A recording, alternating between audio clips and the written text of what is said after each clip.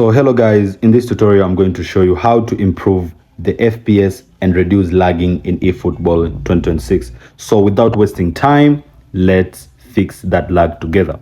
So the first thing, you must clear the cache. You must clear the data cache. So it's very easy. So you just tap the three dots at the bottom of your screen, and there you see clear cache. So that is the first tip. A lot of people ignore this, but old cache files can make the game slower, so you must clear the data cache. And the second tip, you must go inside the game.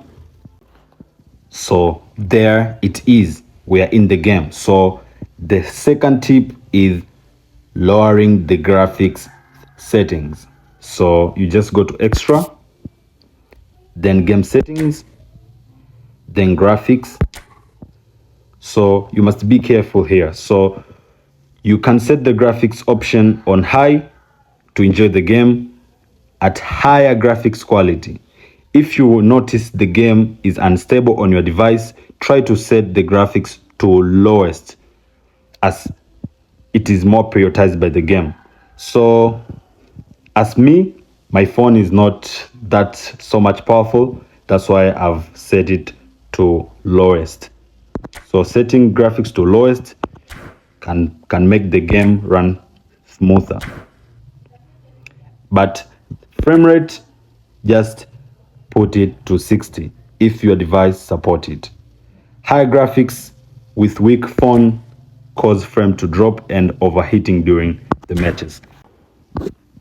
Yeah, and the third tip, use stable network. If your online matches are lagging, sometimes the problem is internet and not the game. So use stable Wi-Fi or strong 4G connection or 5G connection. And if your network is not stable, avoid downloading or streaming while playing the online matches. So if this tutorial have helped you, don't forget to hit the like button and subscribe button to our channel. Thank you.